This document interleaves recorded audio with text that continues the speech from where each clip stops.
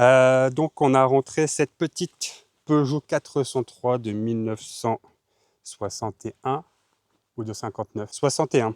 Oui, 61 parce que normalement cette lionne ne devrait pas être ici, mais on va en parler après. Alors cette Peugeot 403, malheureusement, on ne sait pas tout son passé, on ne connaît pas tout son passé, on n'a pas tout son pédigré malheureusement. Cependant, on est sur un exemplaire en plutôt bon état, en tout cas d'un point de vue extérieur, c'est plutôt propre, même s'il y a encore des choses à voir, hein, on verra tout à l'heure le noir. Déjà, si tu peux peut-être t'avancer sur notamment quelques griffes, quelques éclats de peinture, et puis en soi de toute façon la peinture a été mal faite, mal posée. Le vernis aussi, donc bon, tout le noir est à refaire, est à revoir. Par contre, le précédent propriétaire était un électrotechnicien qui a tiré chaque câble du véhicule, du Neyman jusqu'à la moindre ampoule, parce que d'après lui, donc elle avait commencé à prendre feu au niveau d'un phare avant. Donc ça, le faisceau électrique complet, c'est plutôt pas mal. On peut voir que les cuirs sont vraiment pas mal. Je vais faire le tour. Alors les cuirs sont vraiment bien parce qu'ils n'ont que quelques années. Ils ont été refaits et surtout nettoyés par madame qui tient la caméra juste derrière. C'est une dépense en moins. Alors la banquette arrière, ça c'est en bon état aussi, vas-y. Et surtout on montrera dans une autre vidéo. Mais vas-y, zoom sur ma gueule. Ça se plie totalement à plat. D'accord? J'ai juste à... Je vais pas le faire parce que sinon je vais éclater 1000 € de matériel. Et donc, ce qui est intéressant avec cette couchette, qui peut devenir une couchette, c'est que dans l'interview de Bruno Sabi, il explique que quand il s'est échappé à plusieurs reprises de son pensionnat, le directeur de ce même pensionnat a utilisé donc une 403 pour foutre en fait son matelas en fait à l'arrière du véhicule pour le ramener chez lui. Pourquoi son matelas? Parce qu'en fait c'était la seule chose apparemment que les écoliers avaient besoin de ramener donc en pension.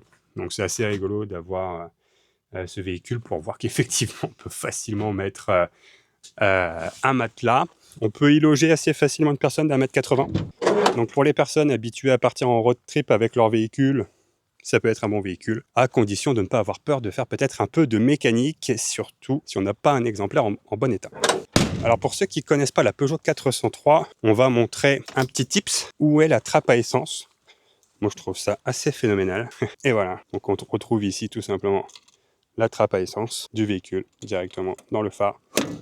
Et ça, c'est incroyable. Heureusement, les chromes sont pas forcément trop attaqués, mais là, si on commence à rentrer dans les détails, c'est un signe-là, il est légèrement foutu. Si tu zoomes un petit peu sur tout le noir du biton, malheureusement, il est bien attaqué.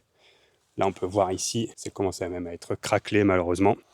Donc, les choses qui ont été faites aussi par le précédent propriétaire, tout le pont, toute la transmission, embrayage, parce que cette voiture, bien évidemment, est une propulsion. Donc, tous les cylindres blocs sont propres, aussi bien ceux qui tiennent les lames que ceux qui interviennent sur toute la transmission, le support du bloc moteur, etc. Tous les cylindres blocs sont en excellent état. Le moteur est en très bon état aussi, il fonctionne, il démarre à chaud, il démarre à froid, il n'y a pas de mayonnaise, il n'y a pas d'huile dans l'eau et inversement. Cependant, une segmentation est quand même à prévoir dessus. Les phares sont en bon état, le pare-brise est en excellent état aussi, il a à peine 2 ans, les rétroviseurs sont neufs. Ouais, le joint du pare-brise. Il y a quand même quelques joints à revoir parce que là, je vais basculer sur ce qu'il reste à faire. Donc, quelques joints de portière à refaire. Et surtout, il y a une bonne partie du plancher à faire. Donc, il y a quand même de la carrosserie assez importante à faire. Mais étonnamment, ce travail se situe vraiment entre le siège conducteur, le siège passager. Voilà. Donc là, si tu veux montrer l'étendue des dégâts, attention, là je pense que tu peux voir les fleurs en dessous. Comme ça, on va pouvoir savoir si la voiture elle aime bien le beurre. Voilà. S'il y a les reflets jaunes, c'est parfait. Sinon, ça veut dire qu'elle aime pas le beurre. Mais bon, vu les trous, c'est du beurre breton. Voilà, c'est du demi-sel carrément. Donc il reste des choses à faire, notamment ce bout de carrosserie. Le moteur, forcément, il va être déposé et puis faire une petite réfection. La peinture noire. Donc sa direction, le carrossier. Et grosso modo, voilà les 3 grands budgets à sortir. pour cette magnifique Peugeot 403 commerciale. À voir si on rajoute une galerie, parce que moi je trouve ça très très beau. Quand il y avait des ouvriers justement qui avaient la galerie de toit, qui faisait donc presque toute la taille du toit, toute la galerie, avec on pourrait poser des valises, une échelle. Moi je trouve que ça a un charme fou. Et puis voilà. Est-ce qu'on raconte pourquoi on a acheté ce véhicule? De où ça part? On peut raconter. Donc la petite dame qui tient la caméra que vous ne voyez pas, peut-être avec le reflet, est allée acheter une valise à pique-nique qui va justement aller dans ce coffre. Et voilà, qui est en très bon état, qui est magnifique, avec des couverts en aluminium, vraiment très très beau. Et surtout, la petite dame, elle a vu une 403 plus une modèle berline grise qui prenait la poussière chez les personnes du Bon Coin auxquelles elle a acheté cette fameuse valise. Et donc, en rentrant, moi je veux une 403. Donc j'ai cherché après une berline.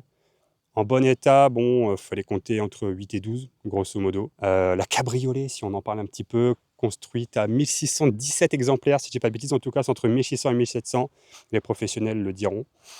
C'est 50 000, 60 000 même, la modèle cabriolet. On a déjà un cabriolet à la maison, donc pas besoin. Et il y avait ce modèle commercial, si tu veux bien faire un gros plan de ce véhicule. Alors là, en plein champ comme ça, on ne se rend pas compte, de la taille du dit véhicule, mais c'est quand même assez impressionnant. C'est quand même assez massif. Elle rentre à peine dans le garage, nous, donc c'est assez rigolo. Mais surtout, donc, madame a vu, madame, on a acheté. Donc ce modèle commercial que l'on a acheté pour la modique somme de 3 500 €. Moi, je trouve ça pas cher payé. Après, les modèles commerciaux, le modèle commercial comme ça, ne se vend pas non plus extrêmement cher, mais en excellent état, on peut arriver entre 13 et 15 000 €. Voilà. Donc ici, à 3 500, elle roule, elle tourne. On a fait combien d'heures de route pour la ramener? Presque 2 heures. Non, plus de 2 heures. Ah oui, en fait, j'ai pas vu le temps passer. Parce que c'était un merveilleux moment. C'est un charme exceptionnel de conduire cette voiture, parce qu'après, on va faire un petit tour. On va aller faire un tout petit tour pour montrer, par exemple, le passage de vitesse, comment ça se conduit pendant quelques instants quand même. Puis voilà, franchement, beau véhicule. Et surtout, c'est un bout du patrimoine. C'est un bout du patrimoine français, donc il faut l'entretenir, il faut le faire vivre, savoir vivre. Faire vivre le patrimoine français quand même. C'est quand même assez important. Moi, je trouve ça très important, surtout que c'est un bel exemplaire. La personne juste avant, il a mis beaucoup de cœur. Il était quand même accompagné de son fils parce que c'était très difficile pour lui de la vendre. Parce que c'était un véritable fan de Peugeot 403. Il en a encore une berline, dans un état lamentable. Dans un état complètement délabré. Mais c'est sa préférée, donc il la vendra probablement jamais. Et celle-ci était assez difficile à vendre. Je suis assez content parce qu'il m'aura confié le fait qu'il appréciait les personnes que j'étais, et donc il a apprécié me la vendre, en sachant que c'est bien évidemment un projet ensemble, à madame et moi. Voilà, parce que madame est une véritable fan de beaux véhicules, et donc on est très heureux d'avoir ce véhicule. On va faire un tour? On va rouler? Allez, go! Ah, le charme à l'ancienne. Alors oui, effectivement, les ceintures n'étaient pas encore obligatoires. Donc on va mourir. On met le contact. Starter ici.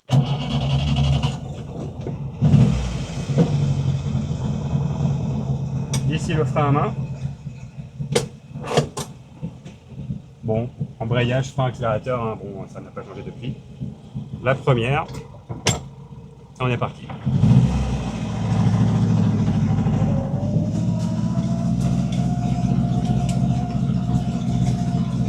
Oui, on est dans un champ, mais posez pas de questions.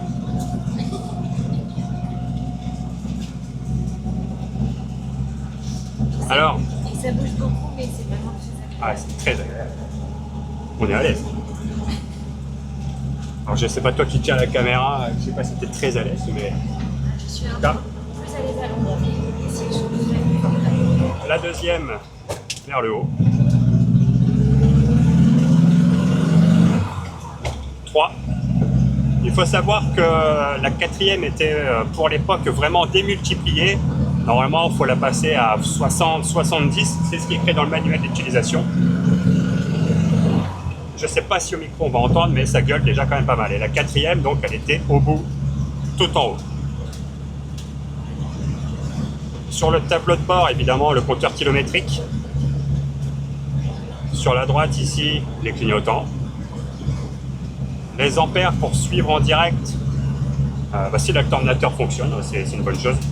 Et surtout, il faut savoir qu'à l'arrêt, en fait, la voiture ne recharge pas. Donc c'est assez rigolo. Et donc là, quand on roule naturellement, elle recharge. Donc elle nous affiche 70 000 km. Malheureusement, on ne sait pas. La jauge de carburant sur le côté.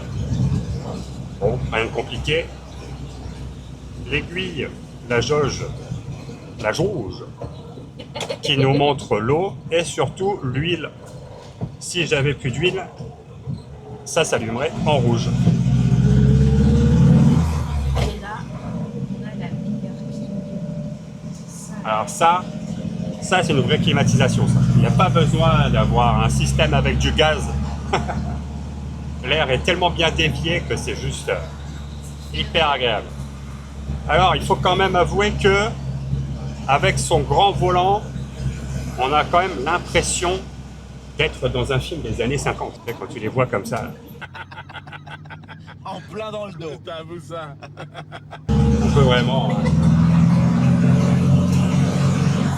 C'est quand même assez exceptionnel de pouvoir faire ça. Ça donne l'impression de conduire un camion quand même, un petit camion, une petite camionnette, une petite fourgonnette.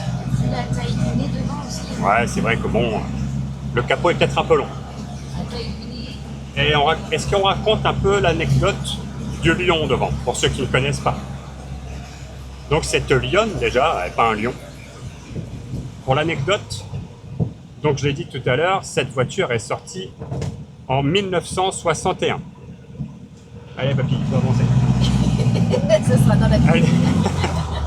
Cette voiture est sortie en 1961 des ateliers Peugeot, alors que cette lionne a été interdite dans l'année 1959. Pourquoi?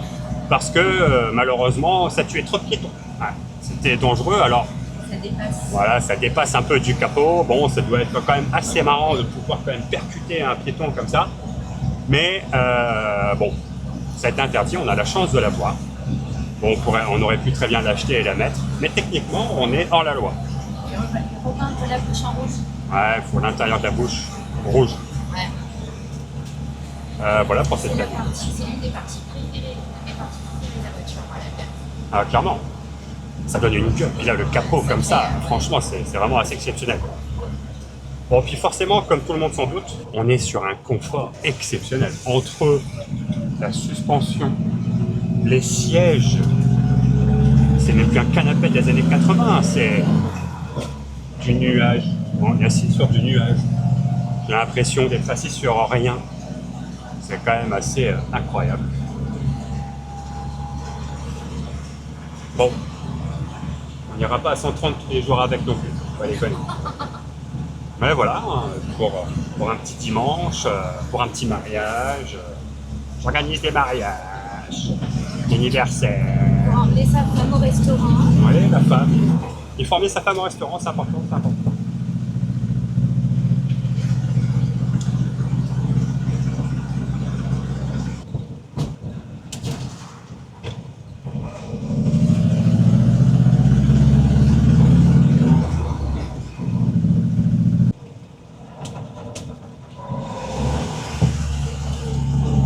Alors on va se quitter sur ça, sur le fait que cette voiture peut se conduire assez facilement, je trouve, dans une circulation moderne. Tu peux montrer qu'on va arriver sur des ronds-points. Je dois avouer quand même que la boîte n'est pas facile à appréhender pour la première fois. Mais une fois qu'on l'a bien en main, franchement, le moteur a quand même un peu de couple. Ça se conduit bien. Bon, on n'est pas là pour prendre des grandes vitesses, évidemment, parce qu'on n'est que sur un 4 cylindres, 1,5 litre, donc 1,5 litre de cylindrée essence, évidemment. Ça sera la... Je crois qu'il y a eu des modèles diesel de la 403, mais c'est surtout la 404 qui sera connue avec son moteur Indenor. Le fameux moteur Indenor diesel de la 404. La 403, il me semble qu'il y a eu des motorisations diesel. Pour ceux qui connaissent, parce que maintenant il y en a qui ne connaissaient pas. Ah oui. En tout cas, ici, on est sur un modèle essence. 1,5 litre avec Le Carbus, c'est quoi? C'est un Zéphyr, je crois ah, je Je sais sais pas bien, on a l'impression qu'on habite sur une île, tu sais. Mais ouais, ici. Ben voilà, c'était pour montrer que ça se conduit, on est dans la circulation, tu peux montrer derrière, il y a des véhicules. On se traîne pas forcément. Voilà, on va arriver là dans des petites zones à 30, il y a des dodanes. Donc ça se fait encore bien. Et surtout, on en profite avant de faire tout son entretien, pour ne pas dire rénovation. Et puis on va se quitter sur le fait de laisser passer papy-mamie, qui ne regardent pas où ils vont.